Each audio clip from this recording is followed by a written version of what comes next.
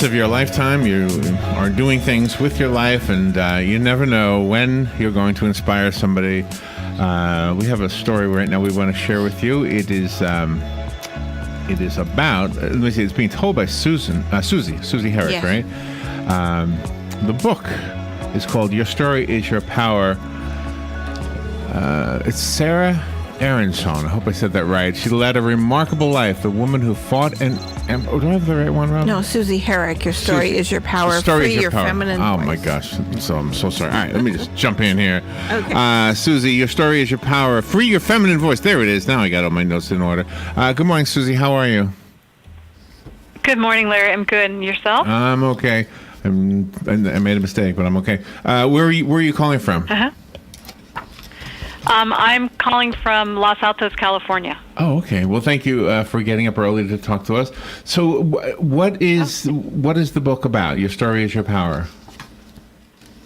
Well, the book is really for people that are interested in getting in touch with feminine intelligence or the feminine voice, and it's designed to get people to the center of their story or the center of their self, to be able to hear that disparate part of us that most of us have right now, which is the feminine voice.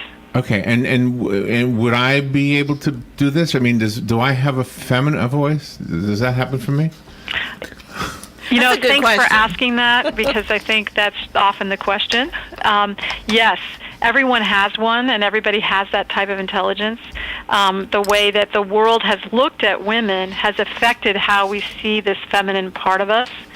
And so once we get in touch with that intelligence, we'll have a more balanced society, more balanced psyche, more fulfilling life. I think you've done a great job with the book on the objectivity aspect, and also there was that thing about the Oscars saying that the hashtag Me Too movement was kind of undermined by the fashion that the stars were wearing, the female stars. But you put everything into perspective in your book. Thank you for saying that. And in what way? What do you mean? Why? Because the women were saying about the fashions and things, right. And then at the Oscars they wore slits, they show cleavage, very, very sexy stuff, sort of contradicting what the hashtag Me Too movement is about. And Susie's book really puts things in perspective, that it's okay to stand up for yourself, but you don't want to lose that feminine side of you. Yeah, the Me Too movement is really about how to set up a forum or a safe place to share stories and be who you are. And it started out with, Tarana Burke has been working with women and men who have been survivors of sexual violence.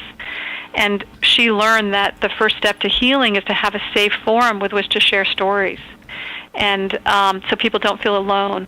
And this book is really engineered how to build that safe part of us inside of us, so that we can find who we are. So that even, if I'm a feminist, I can still dress in a sexy way, but from a different I would hope motivation, so. which is to be exuberant. Okay.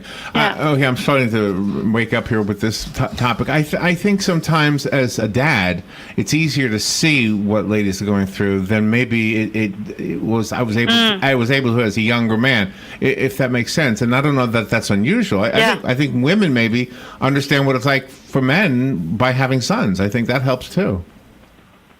Yes, I think it gives us all compassion. I was raised in a family where we had an African family living with us, and so I got a real perspective that I wouldn't have had of what it would be like to be black or to be a person of color that, wasn't in my world. So I was able to build compassion around that. And the same for fathers and daughters and mothers and sons and couples. And yeah, amazing. The one thing that I would hope, and I'm wondering if you see it happening, is that we would, and it sounds like this is maybe what you're talking about, we would not suppress the opinions of somebody because they're female or because they are African American, and obviously that's almost goes without saying. But I'm wondering if we do it, not that there's a law that would need to change, but I mean just a cultural thing that needs to change. Absolutely, and it's very well said. We really need to shift as a culture, and the point of Elle and I writing this book is that we found that when we did it inside first, we had much more capacity to do it outside. And that had to be very difficult for the both of you because you didn't want to come across as who you really are and then be afraid that there were people in the crowd who were naysayers and tried to make you subversive. Yeah, it's the, and the naysayers just mirror the naysayers inside of me.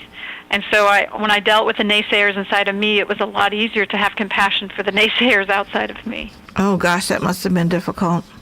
I think sometimes when we find ourselves with a label, we think that we're being undermined or condescended towards because of that label. I'm sure women quite often say, oh my gosh, I didn't get the job because I'm a woman.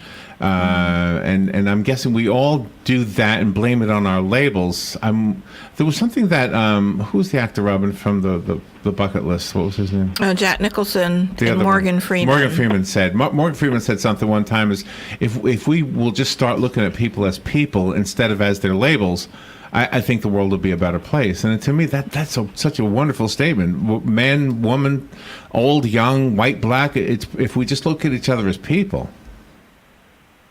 Yeah, it's a tough go, especially, to get feedback from the culture that if you're a woman, then therefore you're like this.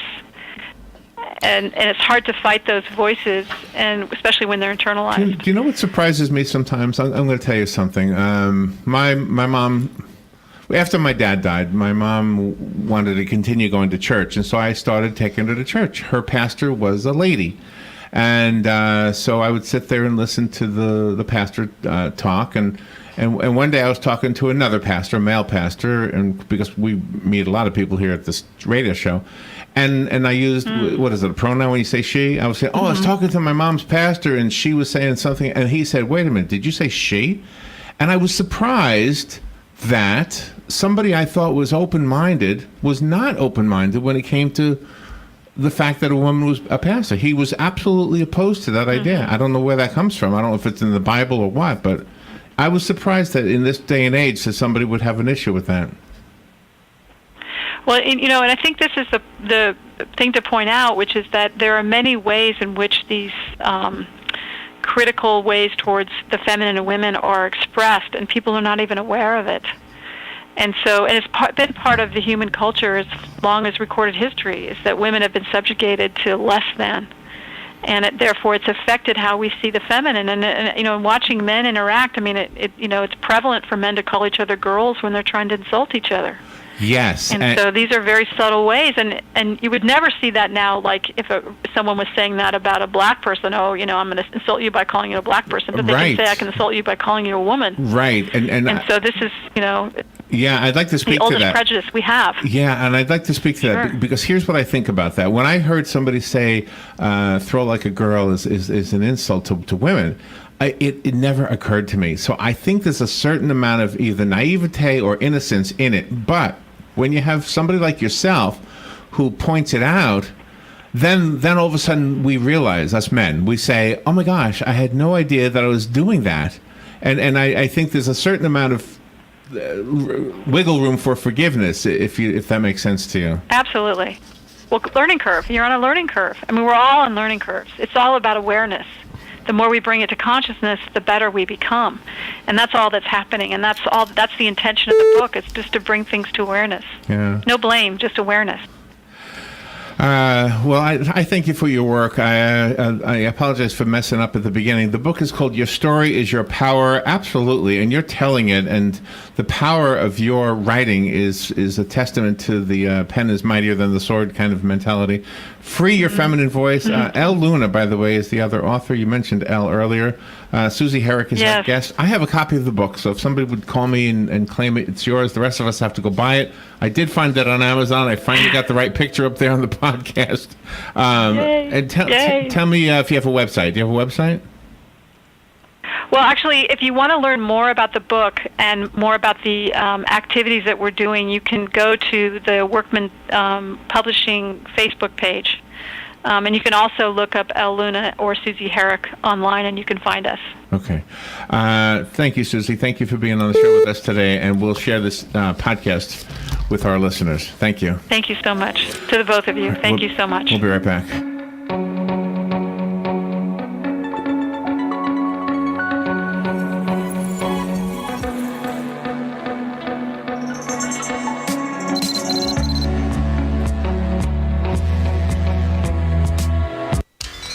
Gene Powell Pasture Mowing, 352-629-2440. Our tractor services include bush hog, disking, front end loader, box blade, and stump grinding. We also have zero-turn mowers for the smaller paddocks, aisleways, fence rows, and lawn care. Fence row spraying is also available for weed control. We are licensed and insured. Gene Powell Pasture Mowing, 352-629-2440.